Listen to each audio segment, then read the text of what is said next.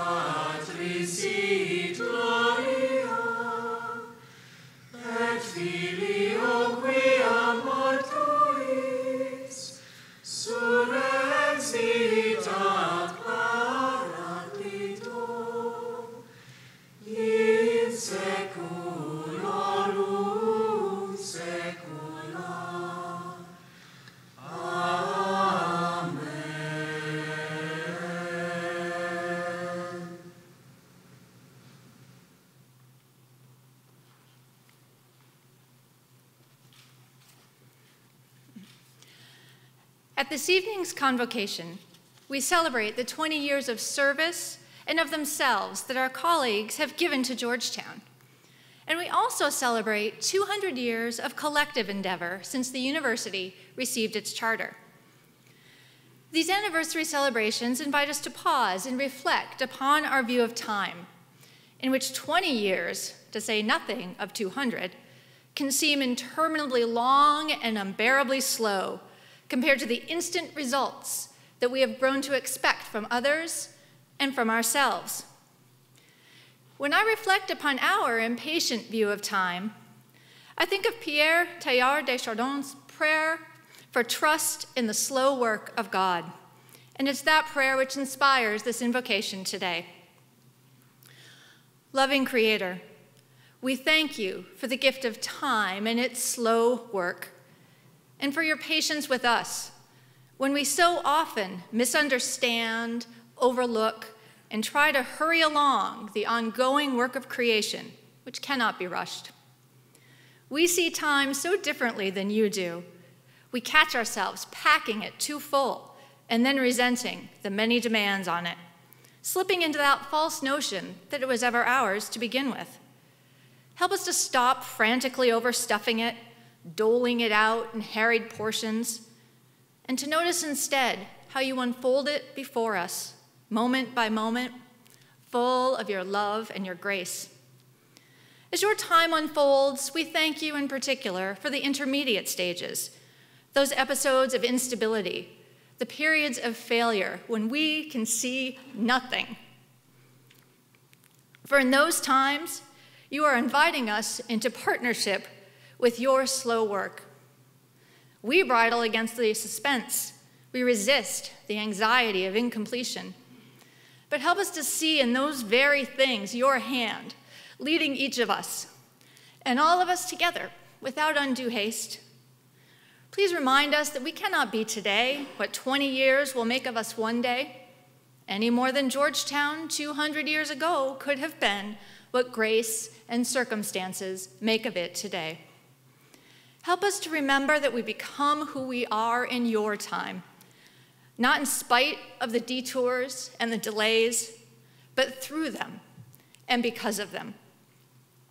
Fill us with gratitude for the gift of inclusion within your time as you have unfolded it here at Georgetown for the past 200 years, and for the constant and ongoing invitation to be a part of your slow work in ways longer and larger than our impatient hearts and finite vision can see. Amen.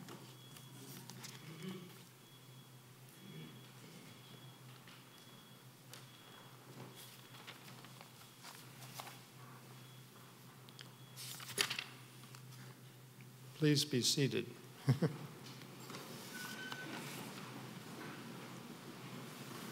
Georgetown University annually recognizes dedication to the university.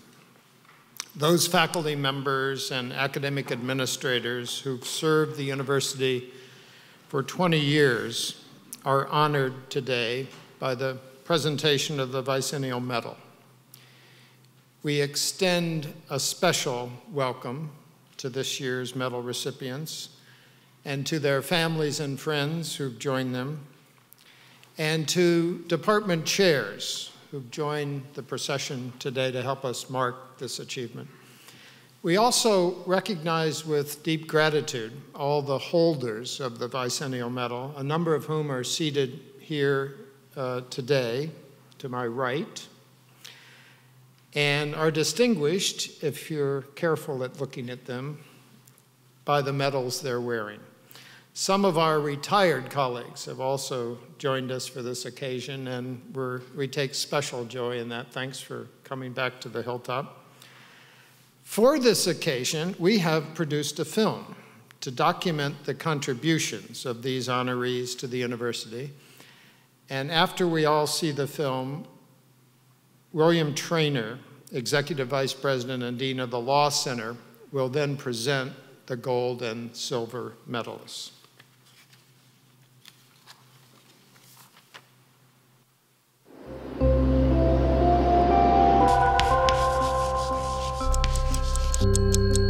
When I came to Georgetown, I never anticipated I would be here 20 years. I have to confess, I still sometimes get lost on the campus. 2 decades sounds like a lot of time. We're not really counting the years either, so that helps. I've really come to think of Georgetown as my home. 20 years at Georgetown has been a highlight in my life.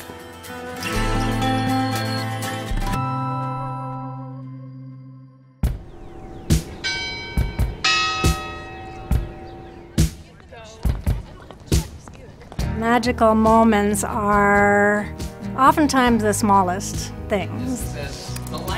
When they stop typing and then look up, then I know that I've made contact. Aggressive, and they start doing I tremendously enjoy their reaction when they see something that looks ridiculous, and I don't mind being ridiculous. Okay, there you go. Everybody heard the male one. Okay. Students here are interested in everything. I love seeing a bulb go off over somebody's head.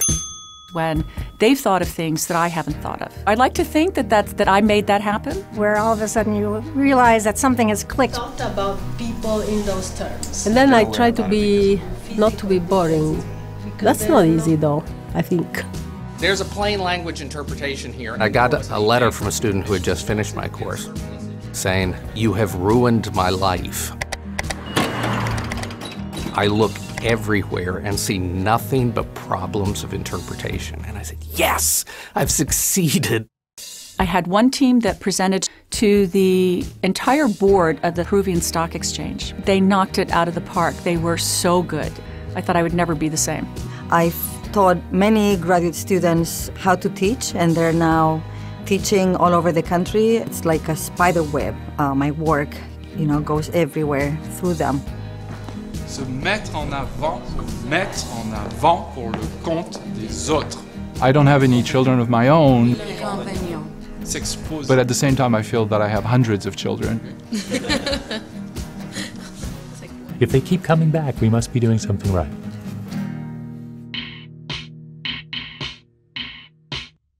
A great day at work is trying to find and locating a very hard piece of reference information. Being asked to track down a case from Japan from the 1970s. It's definitely a hide-and-seek game.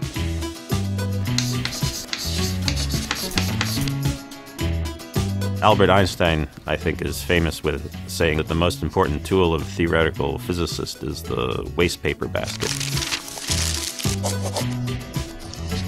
You spend a lot of time working on things that ultimately don't work out. But you keep trying new ideas and eventually you'll come upon the right one. Welcome. One of the first things I did when I got to Georgetown was helping to bring it into the wired world. It was the precursor of more than we know today. So when you don't hear complaints about technology, you're doing things well. Goodbye. I directed the Honor Council since its inception in '96. I can think of a student right now, will probably choke me up a little bit, who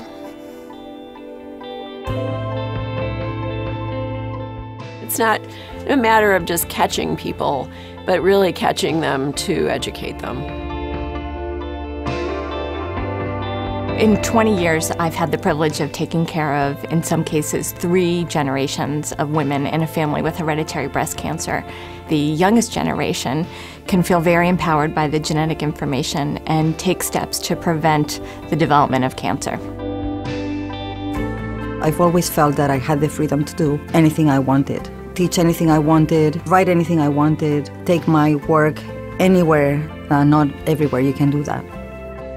To me, it's being paid to do what I probably would do even if, nobody gave me money for it.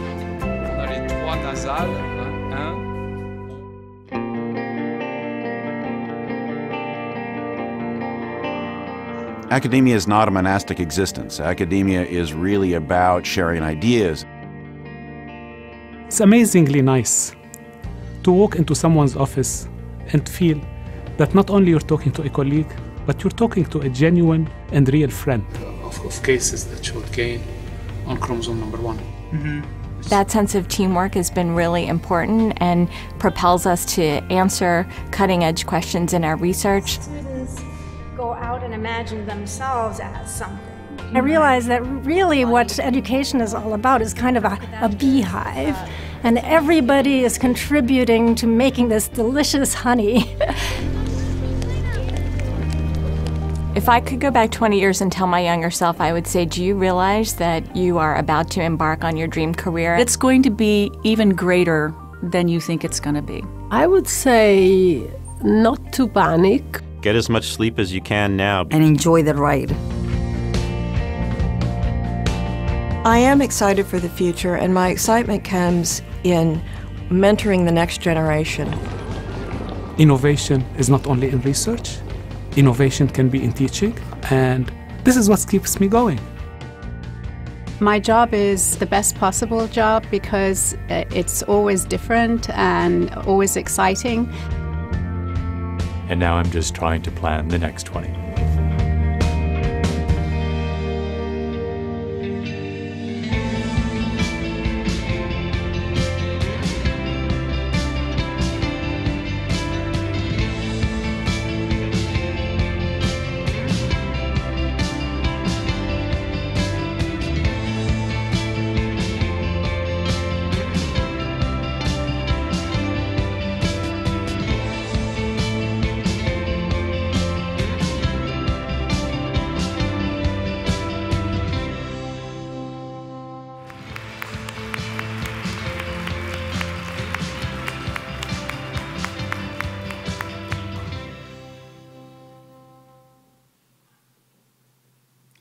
Will the gold bicentennial medalists please rise and come forward as your name is called?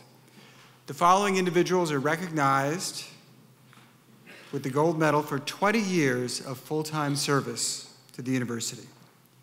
David Crystal.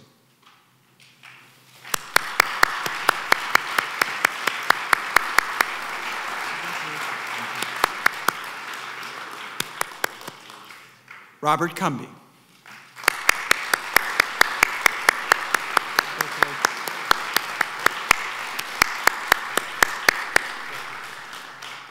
Anna DeFina.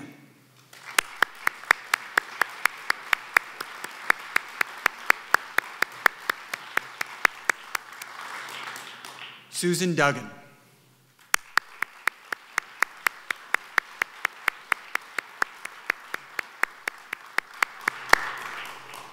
James Freericks.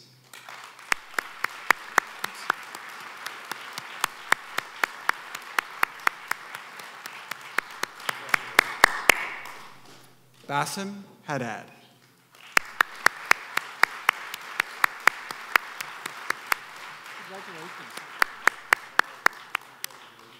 Ardath Hassler.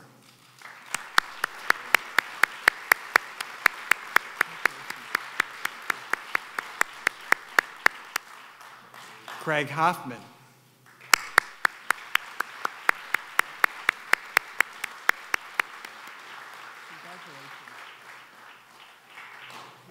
Sonia Jacobson.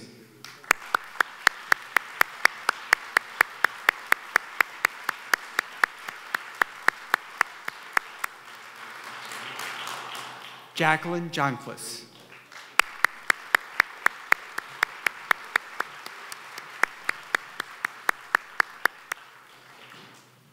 Mitch Canada.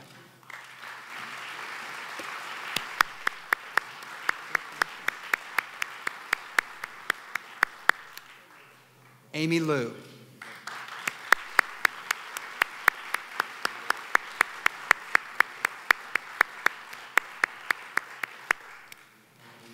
Julie O'Sullivan, and who's not here, Beth Peshkin.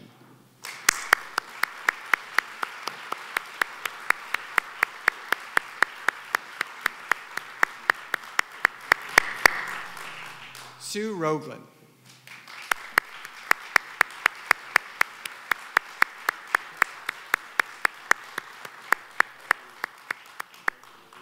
Catherine Sandberg.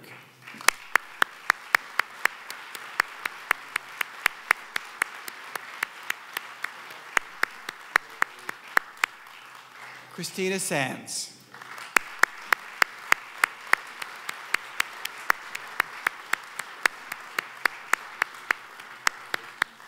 George Shambar.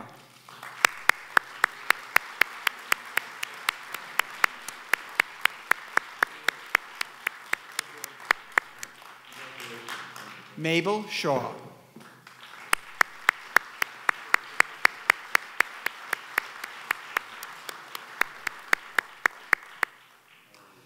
Guy Spielman.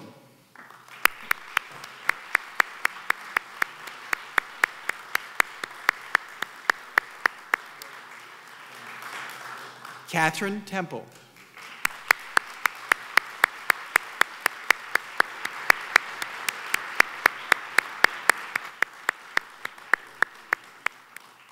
Kristen Tishone.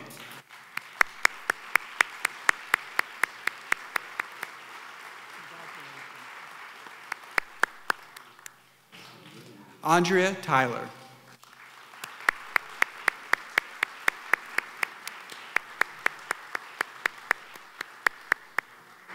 Joseph Verbalis.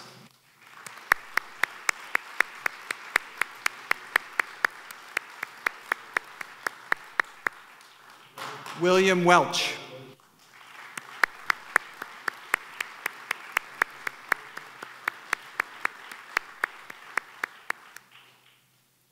Carolyn Welberry.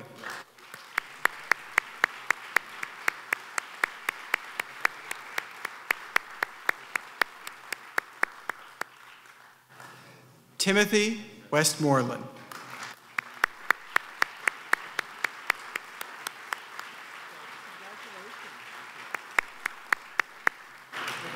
Christopher Wilcox.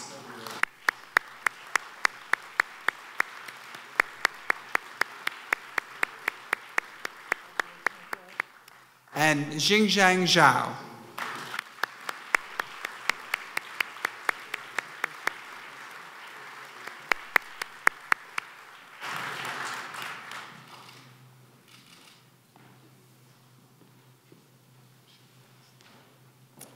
And I'd like you now to join me in congratulating our gold medalists.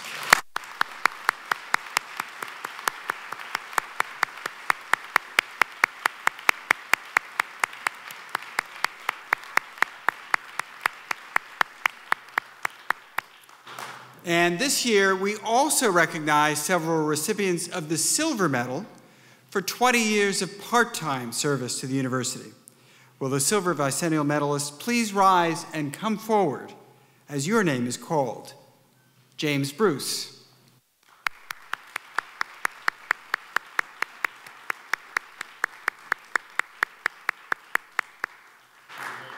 Amy Fine.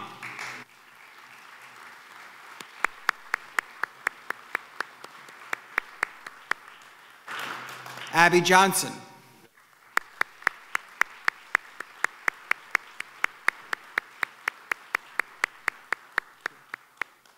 Jeffrey Karseski.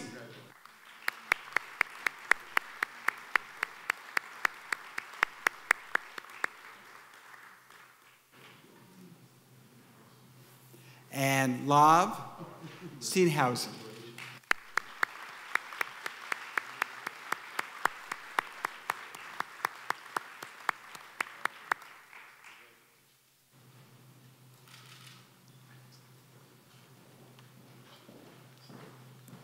And I'd like you to join me in congratulating our silver medalists.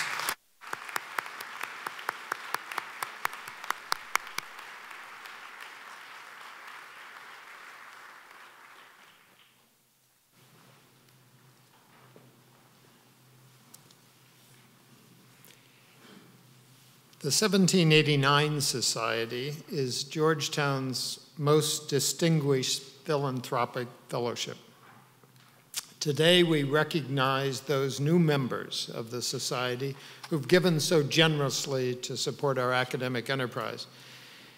In a special way, I welcome the new inductees who are here with us today. Your support allows Georgetown to attract the most talented students and scholars, as well as to grant them the resources to enact positive global change. Georgetown is deeply grateful to you and the other 1789 Society members for such remarkable generosity. Thanks to these gifts, we're able to create faculty chairs, assure financial aid to deserving students, and provide outstanding campus facilities. Your vision and leadership provide a beacon for Georgetown's advancement as one of the finest and most world-renowned institutions of higher learning. Thanks to all the members of the 1789 Society and our other benefactors, Georgetown's future ability to support the innovative projects of our creative faculty and our students are assured.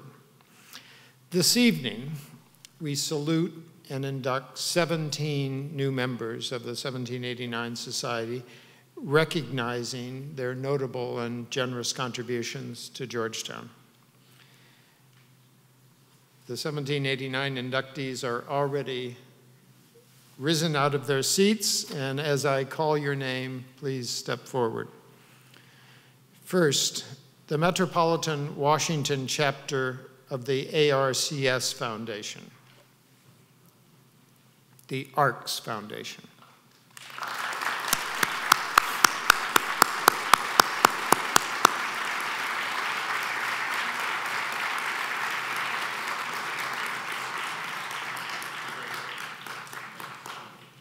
John and Patricia Baker, Sr.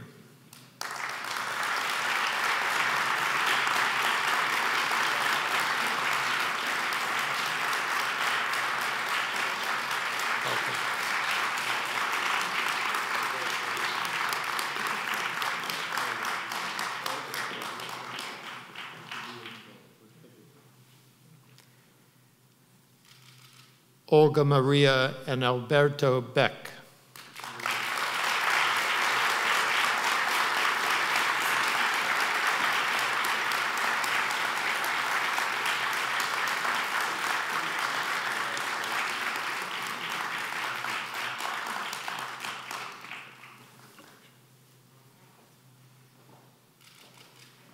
Maureen Rudder Brown and David Brown.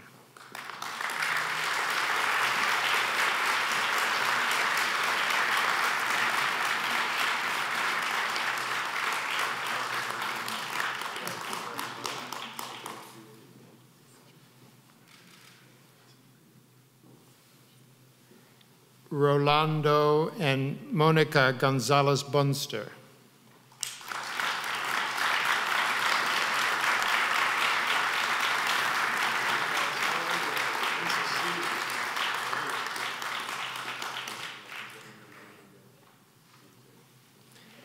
The Casey Family Programs.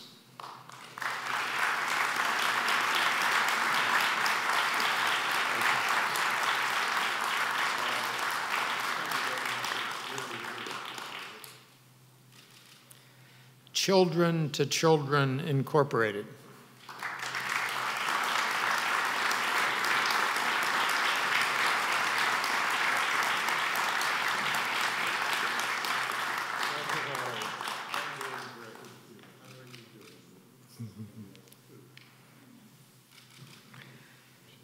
The Embassy of the State of Qatar.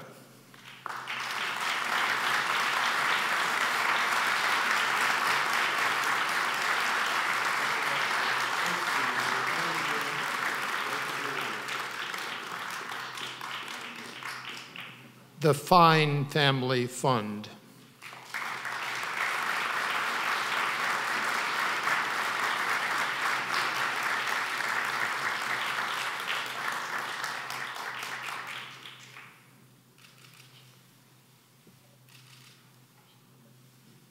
Christian and Lillian Hobb.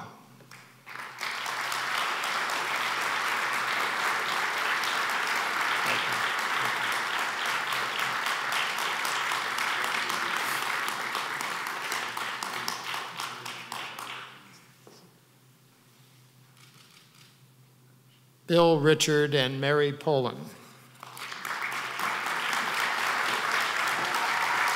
You have fans.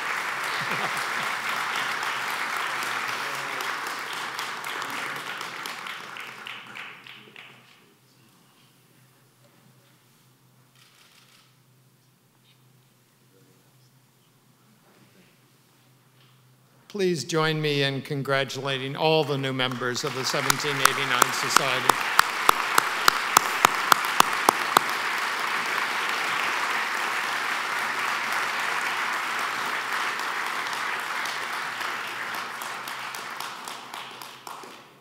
I now have the privilege to introduce our 48th president, John J. DeGioia, who will offer some remarks and introduce this evening's speaker.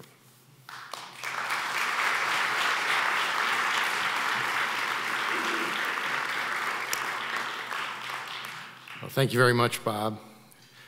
Well, it's a pleasure to be with all of you this afternoon and to share in this occasion for our community. Every spring, we look forward to this time to take a moment to recognize the extraordinary commitment of our faculty and academic staff, as well as the transformative contributions of our most generous supporters. So I wish to take this opportunity to express, on behalf of our entire university community, our deepest appreciation for our newest bicentennial medalists, past recipients of the honor who are with us today, and the newly inaugurated members of the 1789 Society for their extraordinary philanthropic leadership and support. I'd also like to welcome our retired faculty members who have returned to join us in celebration this afternoon. It's wonderful to have you back on the hilltop. And I want to thank all of you for being here and for your steadfast dedication to upholding our tradition of academic excellence here at Georgetown. As members of this university community, we celebrate our life together at different moments each year.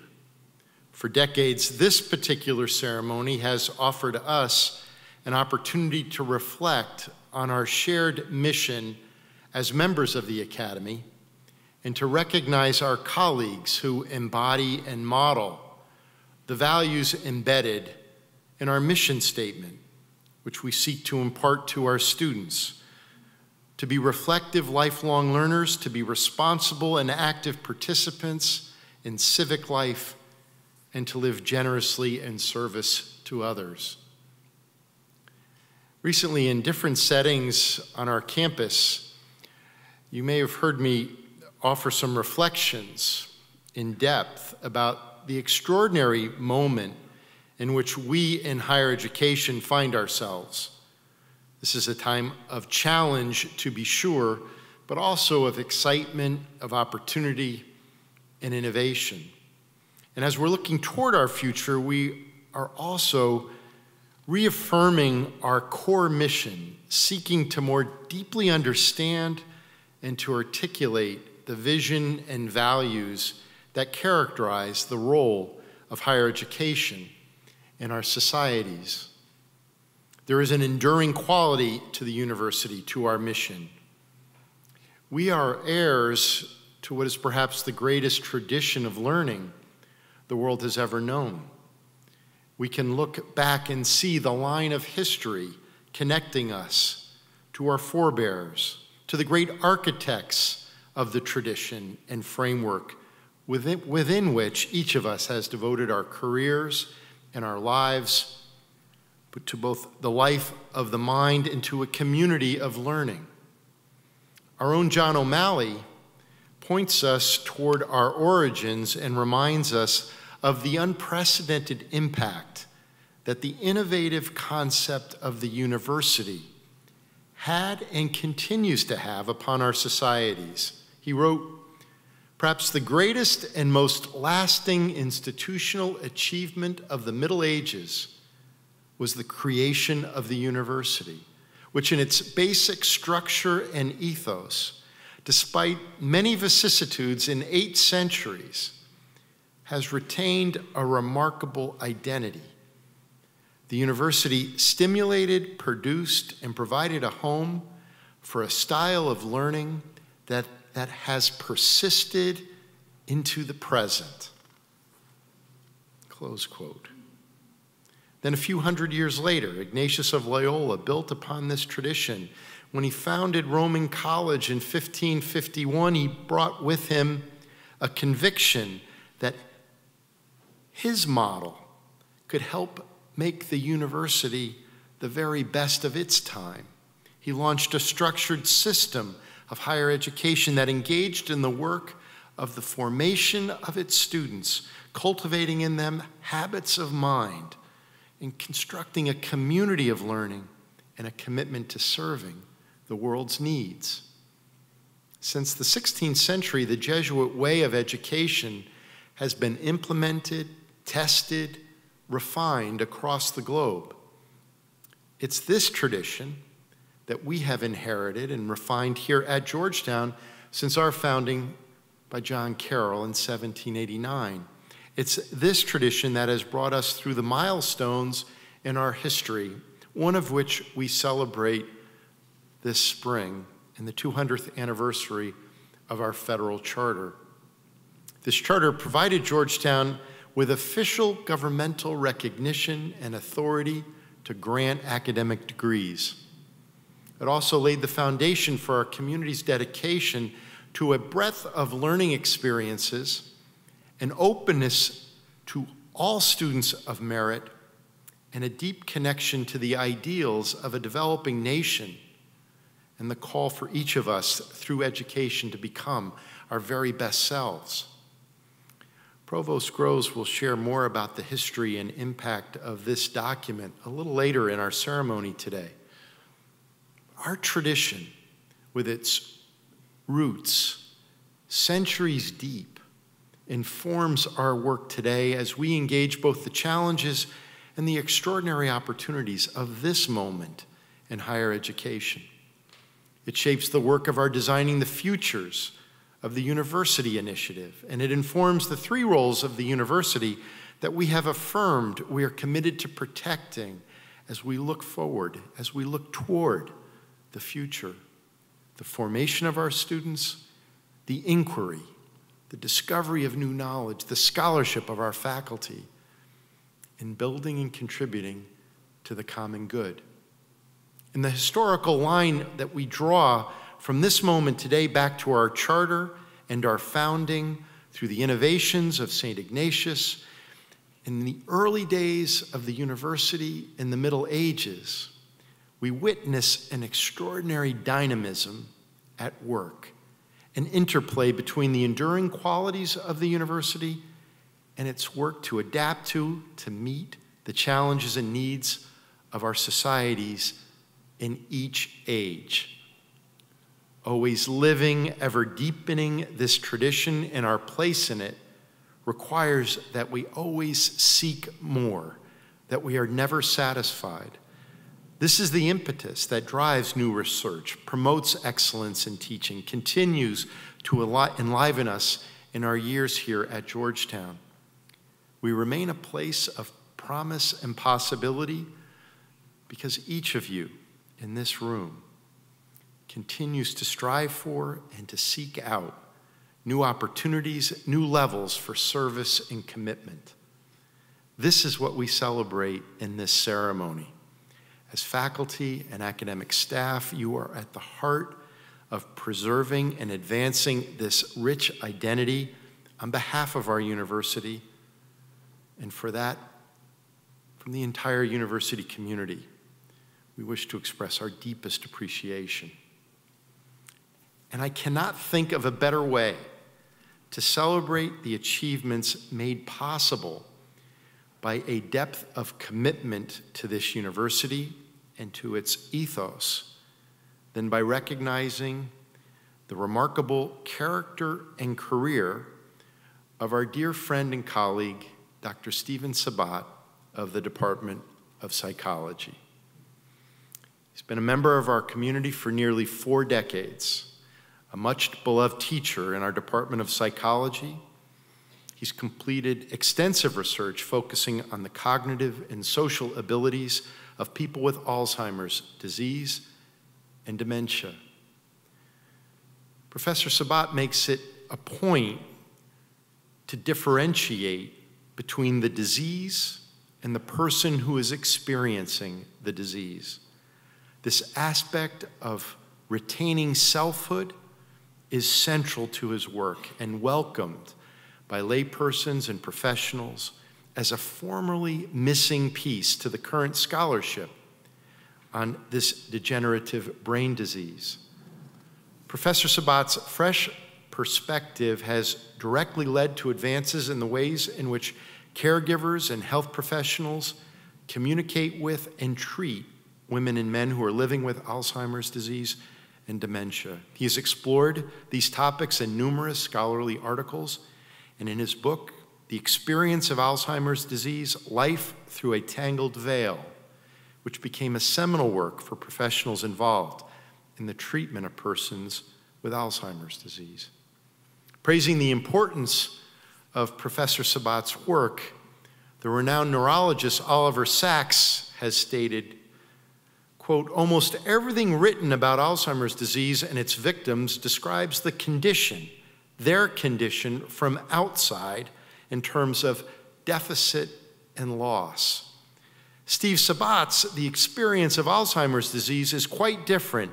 Emphasis is laid on what is strong and preserved, the ways in which the self and a sense of worth and meaning can be maintained despite the progressive nature of the disease," close quote. Professor Sabat has also been recognized for his work in the classroom. He's a 3-time recipient of the Edward B. Bunn Award for Excellence in Teaching. He has also received the Georgetown College Dean's Award for Excellence in Teaching.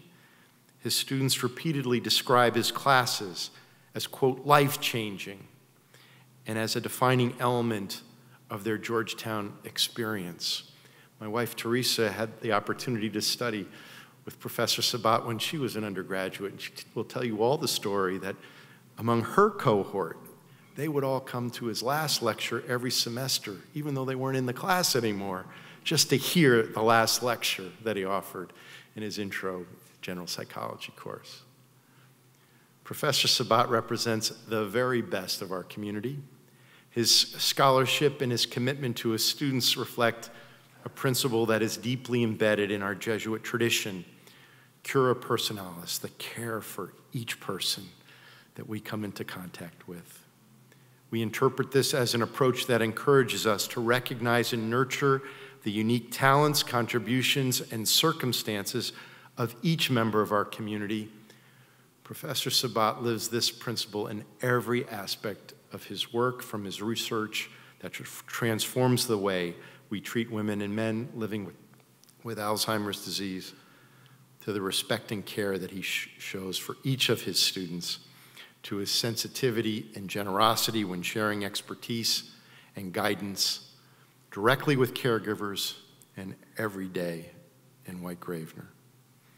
In the introduction to Life Through a Tangled Veil, Professor Sabat writes, quote, "My life has been enriched immeasurably by the courage, sensitivity, and humanity of these individuals and their caregivers, and I will forever be in their debt." I believe I can say on behalf of all of Steve's students, colleagues, and friends here at Georgetown that we have been equally enriched by your compassionate leadership in our community over the past 40 years, and we will forever be in your debt. And so for this year, our Life of Learning address will be delivered by Professor Steven Sabat of the Department of Psychology, and it's my pleasure to introduce him to you.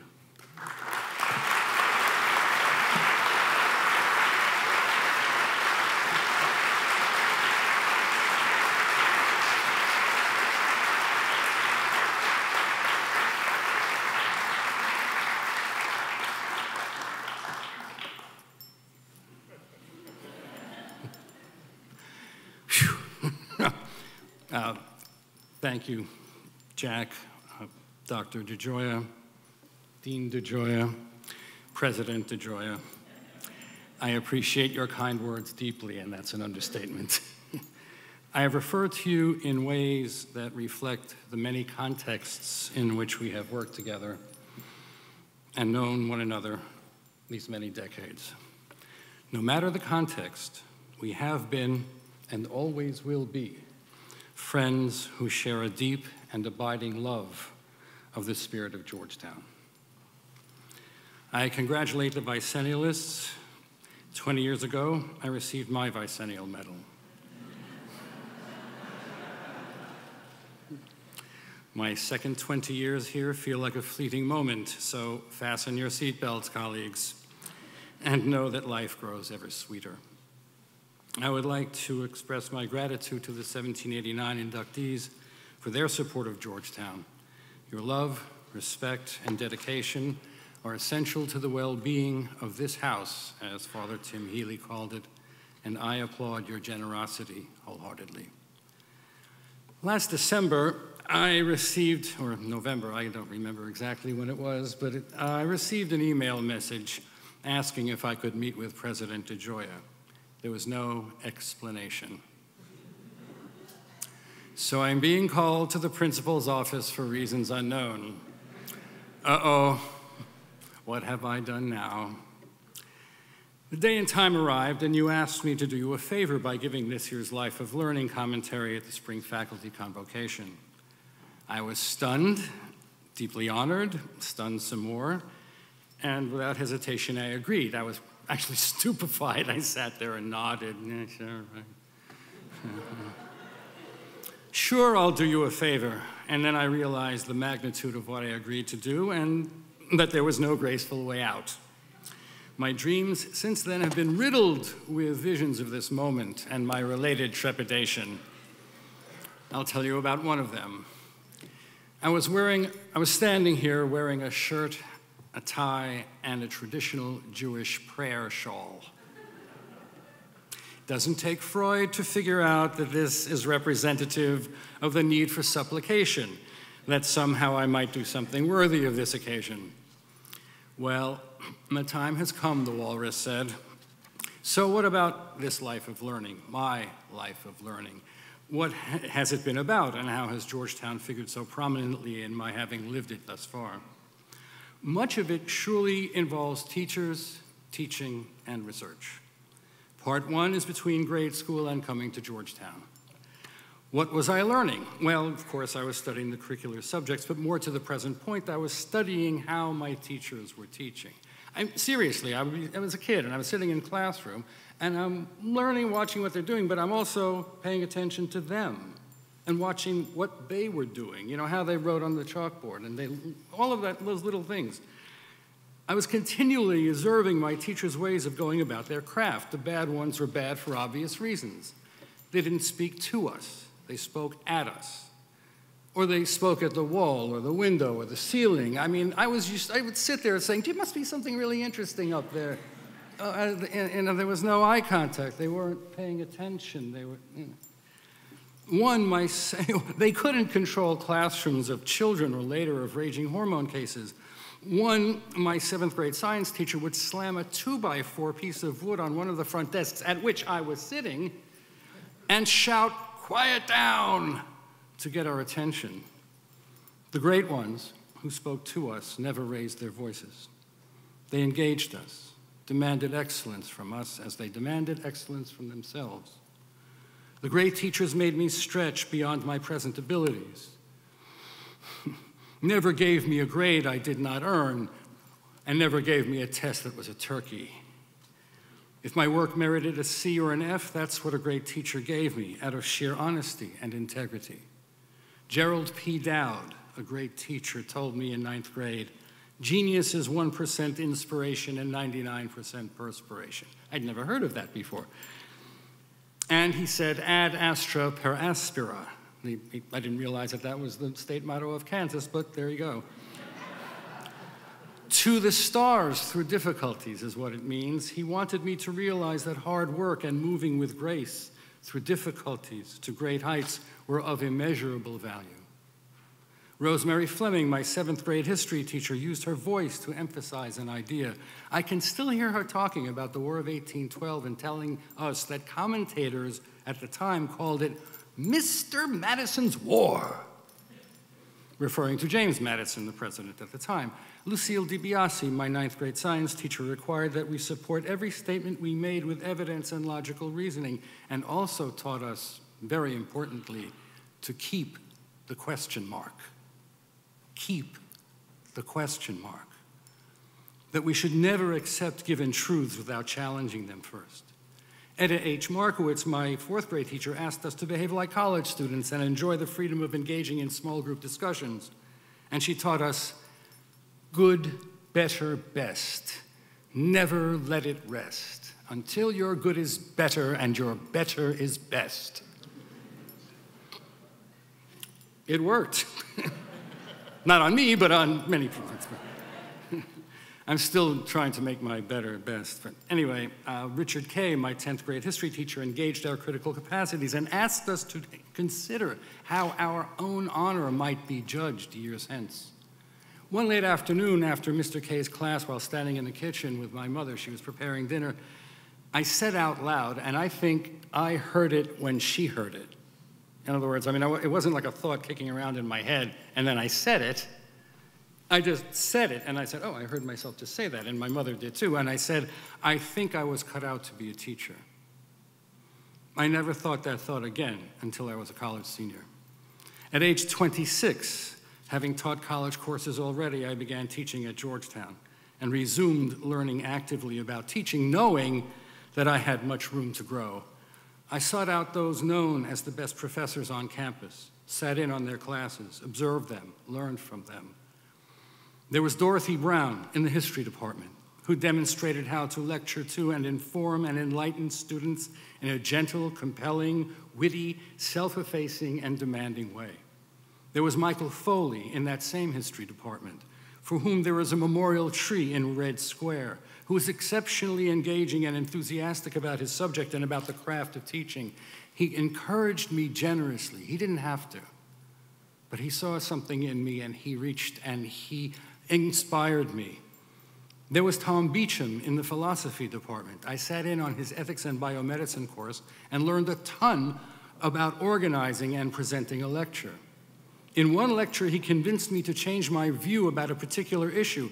After class, I told him that, and he seemed shocked, because the position I was now favoring was a position that he himself did not favor. He was presenting that point of view in an honest and compelling way, even though he disagreed with it, and that was a huge lesson in teaching. I have learned a great deal about teaching from still other exceptional Georgetown colleagues. such as Leona Fisher, Paul Betts, Joan Homer, John Fordresher, John Glavin, Mike Collins, Terry Reynolds, Elizabeth McCune, Father Otto Hentz, Father Tim Healy, Maria Donahue, Jason Rosenblatt, Frank Ambrosio, Marcia Morris, Joe Neal, Liz Pralinger, Roger Bensky, Penn Sitcha, Roland Flint, Jim Slevin, Anna Chilenza, Heidi Hamilton, Heidi Elmendorf, Marcia Morris, Chet Gillis, Hugh Cloak, Cliff Kiefo, Father Jim Walsh, Ali Mogadam, Norm Finkel, Deborah Phillips, Darlene Howard, Rebecca Ryan, Jim Lamiel, and still others. I thank the good Lord for allowing me to know and to learn from them. I have not mentioned many other people in this community from whom I have learned a great deal, but one of them is John Pierce, University Registrar and Assistant Provost, from whom I have learned so very much, not the least of which is a boundless devotion to Georgetown. And there are the more than 10,000 students I've taught over the years who have taught me a great deal about what I was not explaining clearly, and by the nods of their heads that replaced the quizzical looks on their faces, taught me when I gave them an example that clarified things for them. Doing my best for them has always outweighed my own travails, thereby providing me with fulfillment and joy even in the most difficult days of my life. One student, Stephanie Wertgen Gold, class of 2003, majored in biology and psychology, taught science for 5 years in New York, New Jersey, and South Africa, is head of school at the Fusion Educational Group in New York, also worked in online education for Knowledge Delivery Systems, who created the video you are about to see. Stephanie is the 10th person to speak in this video, just after the woman who says, "He made me a really thoughtful writer." Stephanie is the 10th person, you can count 1, 2, 3, and just after the woman who says, "He made me a really thoughtful writer." Stephanie is, and in her remarks, which are very brief, Stephanie is referring to me, though not by name. But the message is clear about the incalculable value of teachers. So have a look at this video, and with God's will, we will see it. And with AV help.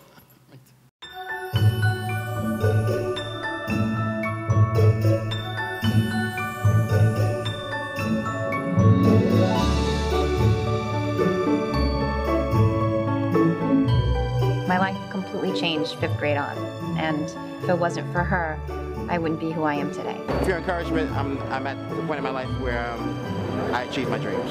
You were everything to me, a friend, a teacher, a confidant. She was a great teacher, a great influence, and she helped me develop a character which carried me through life. Who taught me it was okay to be creative and be successful as a creative person. My association with him began a lifelong love of theater and the performing arts. She took the time and found some good quality in me and pushed me to run. I'll always take that with me. She taught me about the world of education, and she's the one who inspired me to get into education. He made me a really thoughtful writer. He didn't just teach me, he changed the way I think about the world. I'd like to thank her for everything that she's done and that she's still doing right now. For helping me discover that singing is an important part of my life and helping me find that voice within me. She served as a mother figure to me, and I really want to thank her for all that she did. He really pushed me to push myself. She always told me, Eldred, you're going to be somebody someday. She really gave me a lot of self-confidence, and I think she really helped me be the person who I am today. And I thank him for opening that door and getting me interested in it. Thank you, Frank, for all your patience and all your hard work. Wherever you are, thanks. You did a great job. Thank you, Maggie Lambert. Thank you, Mr. Ramirez. Thank you to Miss Lawson. Thank you, Mr. Lang. Thank you, Miss Kay. Thanks, Mrs. Schwartz. Thank you. Thank you. Thank you. Thank you. Thank you. Thank you. Thank you. Thank you. Thank you. Thank you. Thank you.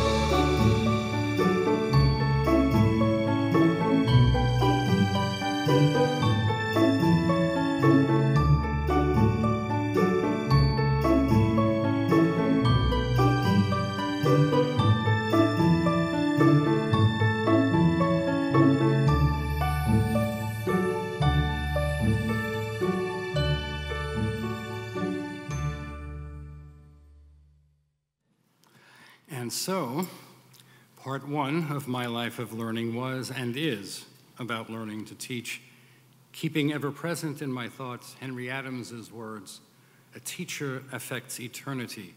He never knows where his influence ends." I love that thought. It captures a level of meaning I have always needed, and it connects to another idea that has been at the foundation of my life here at Georgetown and here on Earth. Let me explain. In 2000, I gathered together with some high school friends for the first time in 35 years. Upon hearing what I was doing with my life, one friend, Everett Dixon, said that he never thought I'd become a college professor. Of course, that begged the question, so what did you think I would do? It's really incredible. I mean, people have you stuck in this envelope in time, and and it's really interesting to see how they saw you, right? You never know how people see you until things like this happen. So I said, what did you think I would do? And he said, I figured you'd go into politics.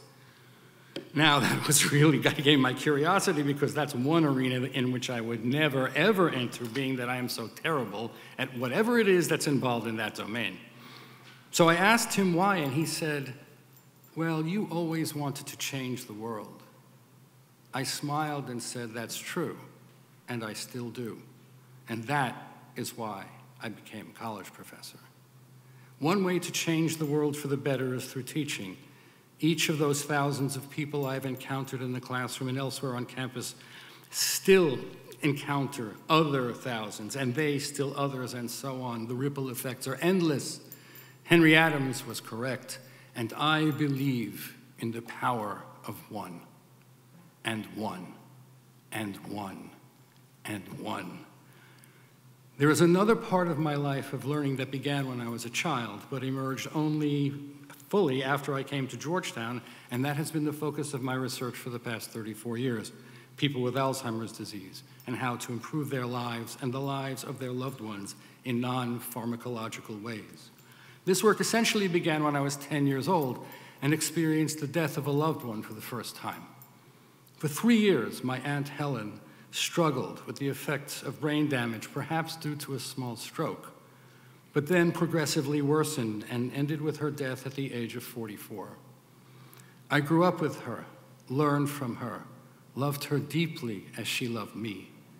When she died 2 weeks after my 10th birthday, I said to myself, I have to do something with my life to help people like her. Somehow, years later, I was drawn to neuropsychology, never thinking consciously about people with brain damage. My dissertation research that continued for my first 5 years at Georgetown focused on event-related potentials, electrical events in the brain produced by incoming stimuli and their connection to information processing and selective attention in human subjects. I published that work in fine journals, but there came a point at which I felt two things. First, I had said all I wanted to say about that subject, and second, my research had to help people in the everyday world who lived in places like Astoria, New York, where I grew up. Event-related potential work didn't do that for me. Simultaneously, the equipment I was using was breaking down, and the manufacturer couldn't figure out why. So it seemed that the universe was telling me that it was time to change directions. So, in those days there were no computers and there was no internet, so you had to go to the library to keep up with the literature and actually open up journals, right? So in reading journal articles to keep up with the literature, I was drawn to infrequent case studies of people with brain damage. I would read these articles, read other articles, and I would read the abstract, and I'd say, okay, this is what people are doing ablation studies, pulling out parts of an animal's brain and testing it in this and that way. And I would read the abstract, see what the results were, and say, okay, it supports that theory, and I would never read the whole article. But every time I came to an article about a person with brain damage, I read the whole thing. It took me months. Being thick as a plank, it took me months to realize that that interest was significant. So finally, in chatting with a grad school friend who was conducting drug studies for a pharmaceutical company, I mentioned that I wanted to gain some experience with people with brain damage. She suggested I contact a colleague of hers at Johns Hopkins, so I did. And I began going there once a week to administer standard neuropsychological tests to people in their Alzheimer's disease outpatient clinic. I had never heard of Alzheimer's disease until then.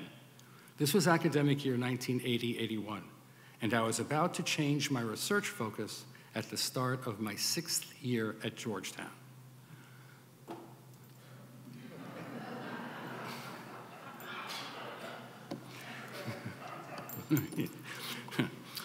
To understate the situation, this is not the recommended course of action for someone in that position. Still, that was what I had to do, just as breathing was what I had to do. The implications of what I was doing in terms of what might be called my career never entered my mind.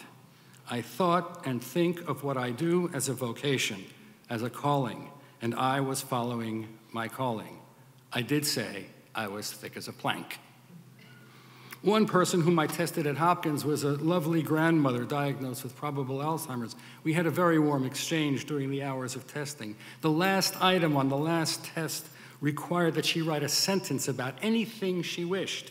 She looked at me and asked, "Are you a doctor?" Now, I've got this name badge on there, and it's got my name with PhD at the end. And I'm not going to get into a discussion with her about doctor of philosophy, doctor of medicine. You think I'm a doctor of medicine, but I'm not. That was her. Okay, so I said yes. She wrote, the sentence she wrote was, "It is good to hear the doctor. It is good to hear the doctor." During the clinical conference about her, all the specialists involved were present, and this sentence drew attention as an example of a paraphasia, an unintended language error. The lead physician opined, and all agreed, that the woman meant to say, "It is good to see the doctor." And after all, that's what he said, "It's good to see you." The sentence was therefore an example of a linguistic problem due to Alzheimer's disease. Subsequently, I spoke with the woman's primary caregiver, her adult daughter. I learned that the sweet grandmother whom I had tested had been a very kind and nurturing mother, was a relatively recent widow, and that she had been married to her husband for more than 45 years, and that the marriage had been stormy due to the fact that her husband was verbally abusive to her. I thought immediately of that sentence she wrote. During the testing session, she and I had made a warm, endearing connection. Could it have been the case that the verbal abuse she endured throughout her marriage made her especially sensitive to how she was addressed by others, and that the very evident warmth and good humor we shared in a testing situation led her quite logically to write, "It is good to hear the doctor"? Could it be that what was interpreted as a symptom of Alzheimer's was not really a symptom of the disease at all, but rather, given the context of her life history, a perfectly reasonable and correct statement? A series of related questions followed. Might this be one example of many instances in which seemingly aberrant behavior is not really symptomatic of Alzheimer's, but more properly understood as appropriate and meaningful given the diagnosed person's life and experience? Might such innocent errors of interpretation help to create, in the minds of caregivers, further negative expectations about the person diagnosed? Might those incorrect negative expectations have an untoward effect on the person's interaction with others, thereby exacerbating the effects of the brain damage produced by the disease? Are there other examples of normal, intact psychological abilities that might go unnoticed in similar ways, and if so, what might they be? How might the correct recognition and support of such intact abilities affect the life and behavior of people with Alzheimer's and thereby help their caregivers in their efforts? There was then and there is now no intervention that can prevent or stop the progress of the brain damage due to Alzheimer's disease. If, on the other hand, we can identify problems whose origin is not the disease itself, but in dysfunctional social interactions that are fueled by incorrect assumptions about the person with the disease, it may be possible to minimize those dysfunctional interactions and thereby improve the lives of all concerned. These are some of the issues that I began to investigate. Another was the subjective experience of Alzheimer's. Biomedical approaches focused on what Oliver Sacks called the disease the person has. I wanted to know more about what he called the person the disease has. What was it like to have this disease? How did it feel? If we don't know what another person is experiencing, how can we understand what they think and feel and why they do what they do? How can we meet with them with grace, as Martin Buber would say, and be helpful? All this is true for each of us in relation to any other person, so why shouldn't it be true if a person is diagnosed with Alzheimer's? Another lesson from a person with Alzheimer's came in the form of a plea spoken by a man to whom I was about to administer neuropsychological tests. He said, "Doc, you gotta find a way to give us purpose again." It was a stunning, moving statement. His test scores indicated that he was in the moderate stage of the disease, but he was still able to articulate something that is truly important to each person, no matter their test scores. In order to learn more about all this, I had to experience people with Alzheimer's somewhere other than a hospital clinic, because that location and what we do there is hardly representative of where and how we live out our lives, unless, of course, we're medical professionals. Add to that the idea of being tested about things that seem quite irrelevant to what matters most, perhaps by a person who is under time pressure to complete a battery of tests, and you have a social situation that is not conducive to developing the trust needed to reveal one's important thoughts and feelings. So I had to find another place to learn, and I found two. One was in the homes of people diagnosed, and the other was an adult day center operated by Holy Cross Hospital in Silver Spring, Maryland, and located in an old school building blocks away from the hospital. People go there for as many as 5 days per week, returning home each afternoon. It's a social place, and some of the participants are diagnosed with Alzheimer's, others with dementia of other types, or other problems like stroke or Parkinson's disease or MS. And some people go there because they're old and they're fine, but their spouses have died and they're living with adult children, and the adult children work and they have no place to go during the day, and this is a social place to be with people. It was in these places that I encountered people diagnosed with probable Alzheimer's all more than 4 years post-diagnosis. I engaged them as teachers, explaining that I needed their help because I wanted to understand what it was like to have Alzheimer's. And I didn't know, and they did. I learned from their families about their lives together. I spent my first sabbatical, the only 2-semester sabbatical I've ever taken, going every day to the Adult Day Center, becoming part of that community, coming to know and earn the trust of people there. I spent subsequent years going there 2 to 3 days a week, continuing my efforts to learn about the people Alzheimer's disease had. The center became part of my community-based learning seminar in clinical neuropsychology. At the center, I took men to the restrooms, served meals, helped feed people, talked at length with others. The shortest association I had with a person with Alzheimer's was 9 months. And I spent 2 hours a day with him twice a week in conversation. He was a retired biology professor who became my collaborator in the study of the subjective experience of Alzheimer's disease. He was completely engaged in what he called a scientific sort of thing that gave status, and thought that we can get glory from this work. He called our work together the project. He needed to have something to do with his life that was significant, even in the throes of Alzheimer's disease. And he and I worked together. He once asked me, "What keeps you going about me?" Which to me was a tremendously revealing question. When I told another retired professor with Alzheimer's that I could see clearly that she was an academic person and that I could understand what she was trying to convey to me, she said, "But there aren't very many yous and people with whom I would open myself this way."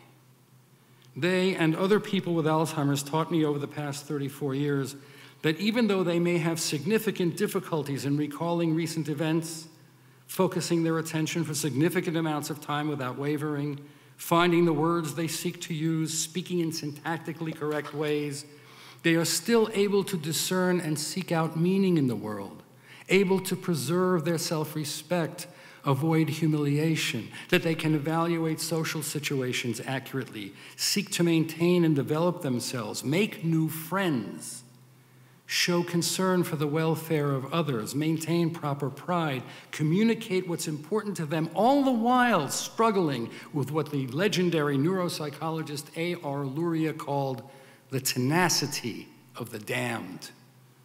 In so many ways, they retain their sense of self and of purpose, show they need the help of others in maintaining their social identities in the face of horrific negative stigma and negative expectations derived from being limited to patienthood instead of living with the given status of personhood that colored their lives for decades before being diagnosed.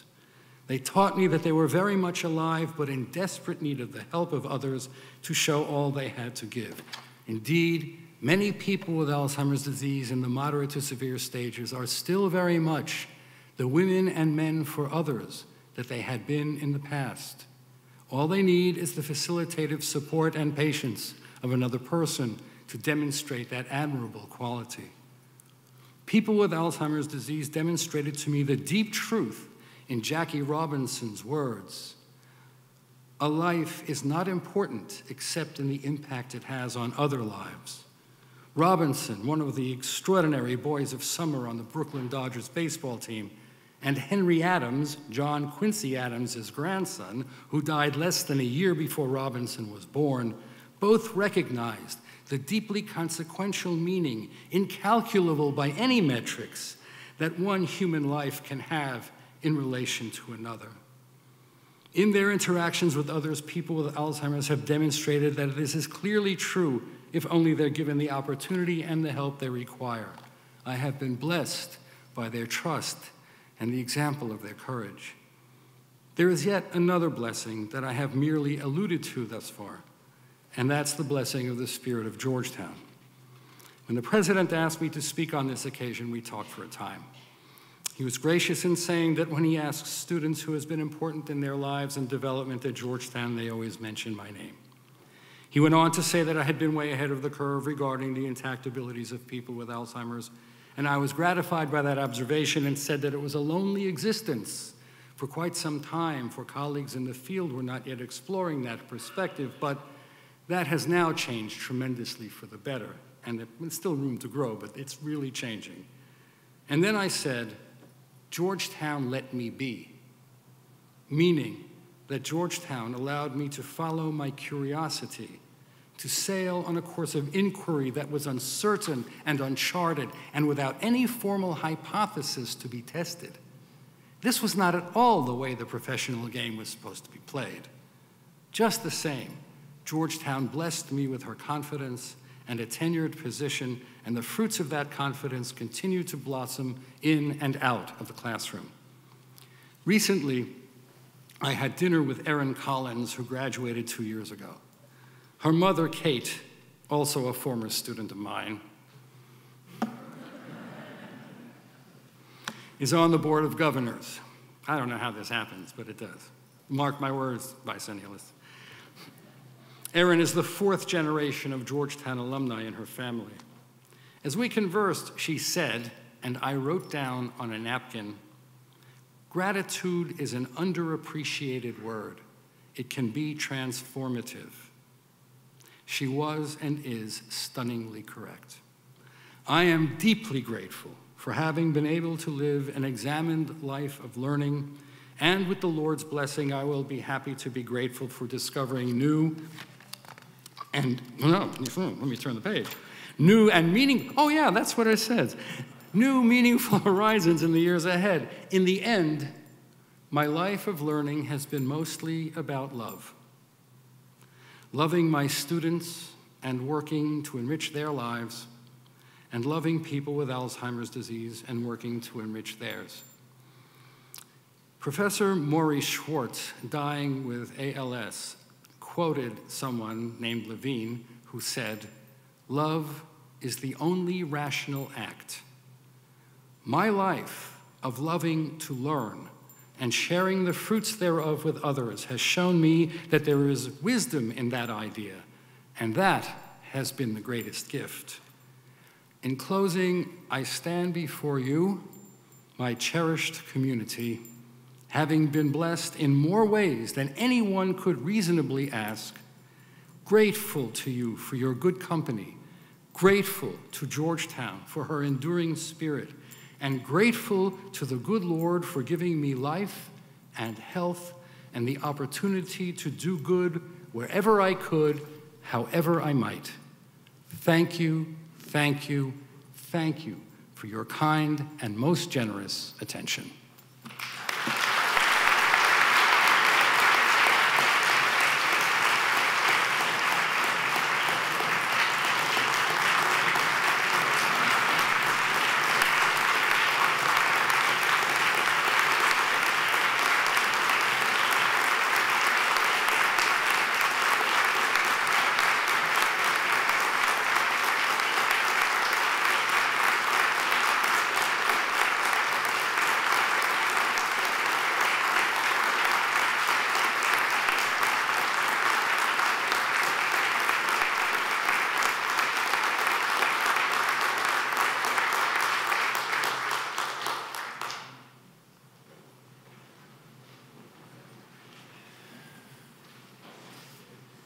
I can't imagine going on in the same way. Thank you, Steve. As many of you know, Georgetown this month marked a major anniversary, the signing of our federal charter, the document that allows us to do our fundamental business, the granting of degrees. But the charter is not only our founding document, it's also a foundational document in the history of the United States, and for that we're quite proud. Specifically in the bold and characteristic way in which the United States has reconfigured the often vexed and always complex relationship of church and state. In 1988, at the opening ceremony of the bicentennial of our establishment, James Billington, the venerable American historian and librarian of Congress at that time, suggested that the founding of Georgetown asked a question for which at the time there was no clear answer. Could the institutions of this new republic, so largely derived from the entrepreneurial North Atlantic world and its Protestant revolt against traditional Catholic power, really accommodate a new institution founded by a clerical order born in the Mediterranean, counter-Reformation, and faithful to the papacy? It was an awesome question. We all know that for Georgetown, for 200 years, this institution has resoundingly answered yes to that question, demonstrating in remarkably original and flexible ways how the utrique of the newborn republic and ancient church can forge together here a unum that continually renews and deepens both. The nation's gift to the university has enabled Georgetown to become, in return, we hope, a gift to the nation. The charter was signed by the then President pro tem of the Senate, John Gaillard, and the then Speaker of the House, Langdon Cheves. And it was approved on March 1, 1815, by President James Madison. This month, 4 of our good friends who have been or currently occupy the positions these 3 then held very generously sent us anniversary good wishes. And we thought you'd like to see it. We're delighted to be able to share these congratulations with you now.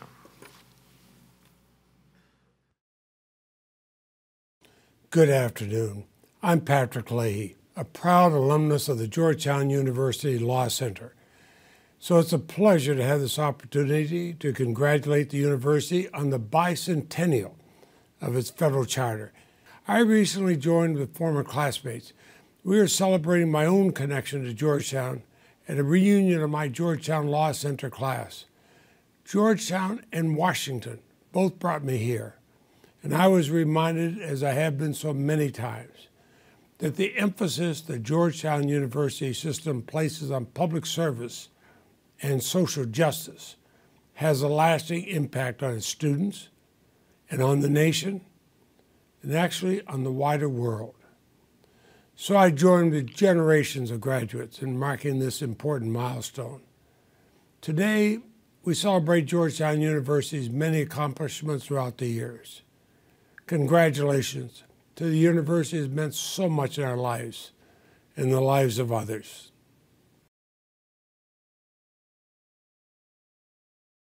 History tells us that during the War of 1812, after the Capitol was burned, Georgetown University offered to serve as a temporary site for the federal government. Well, we didn't take that offer, but as we celebrate the bicentennial of Georgetown's federal charter, it's a reminder of the special ties between the university and this government. Over the centuries, many Georgetown grads have gone into public service, including 16 current members of the House of Representatives. As a graduate of another great Jesuit institution, Xavier University, I have great affection for the value and purpose of a Jesuit education. With that in mind, it's my privilege, on behalf of the whole House, to recognize this bicentennial and congratulate Georgetown on all of its accomplishments.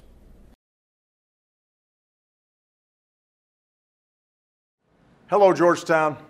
As your neighbor, I thought I'd say hello and congratulate you on the 200th anniversary of your charter. A lot's happened in Washington over 2 centuries, and Hoyas have always been at the center of the action. Georgetown graduates have gone on to serve as president of this country and other countries, as members of Congress, and even as basketball-crazed senior advisors working down the hall from me in the West Wing. Over the years, you've welcomed countless international students, just as Georgetown students are known for serving all over the world. Your graduates crowd the ranks of Peace Corps volunteers. Simply put, this country and this world benefit from your commitment to Jesuit principles, to being men and women for others. Here's to the next 200 years. Happy birthday, and Hoya Saxa.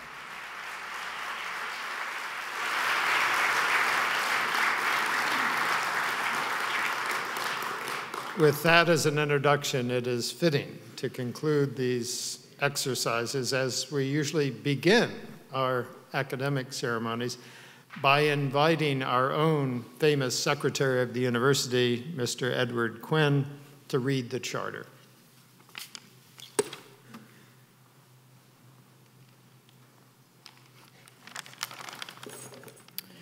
An act concerning the College of Georgetown within the District of Columbia.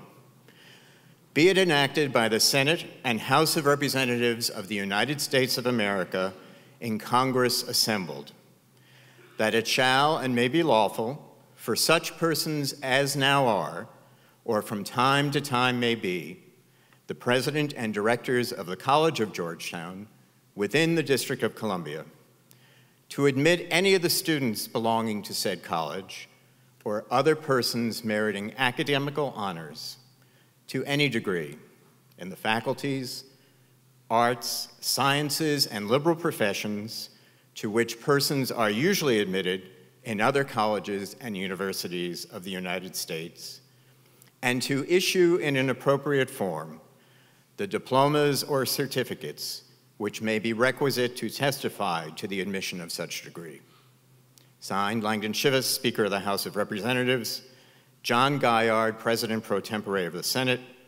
Approved March 1st, 1815, James Madison.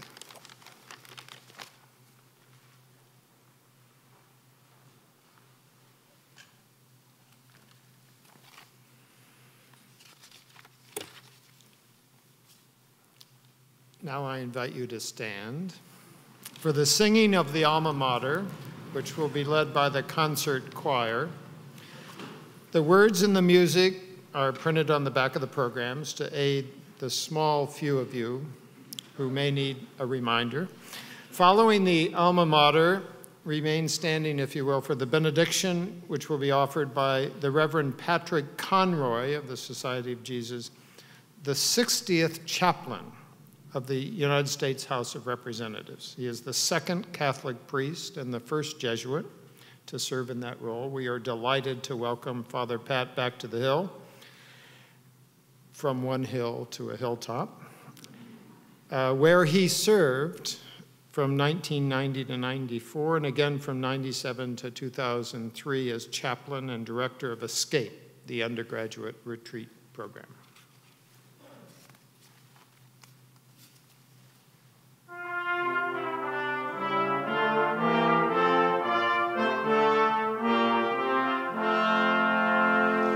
Hail, O joy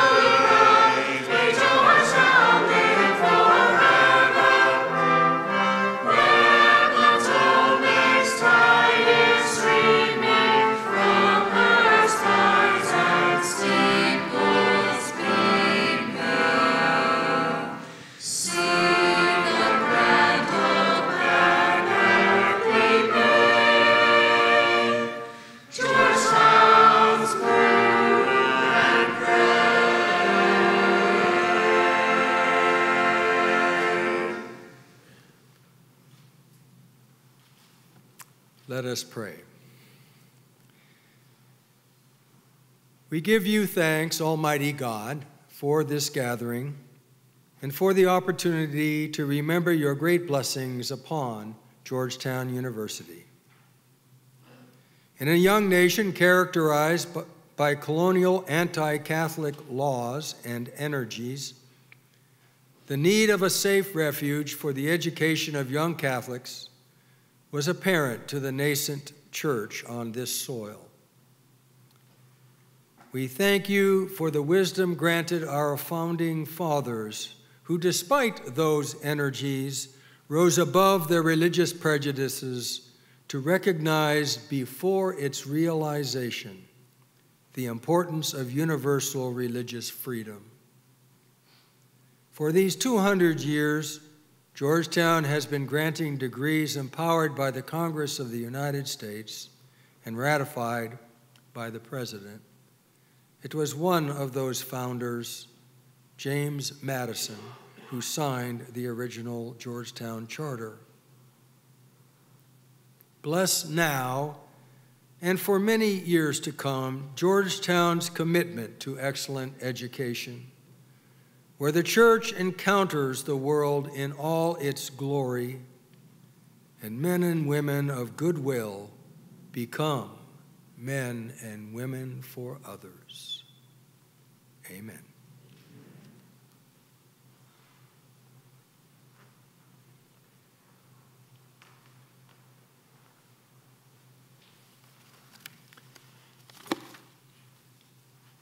This concludes the 2015 Spring Faculty Convocation.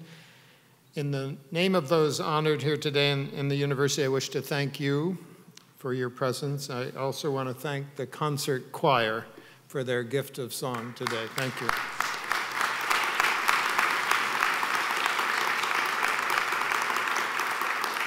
I invite all of you to join us in congratulating our honorees at the reception that will immediately follow this ceremony on the second floor of this building.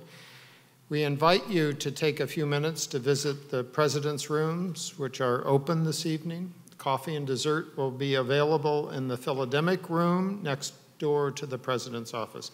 Finally, if you could please remain standing in your places until the procession has departed Gaston, I now declare the 2015 Spring Faculty Convocation officially closed.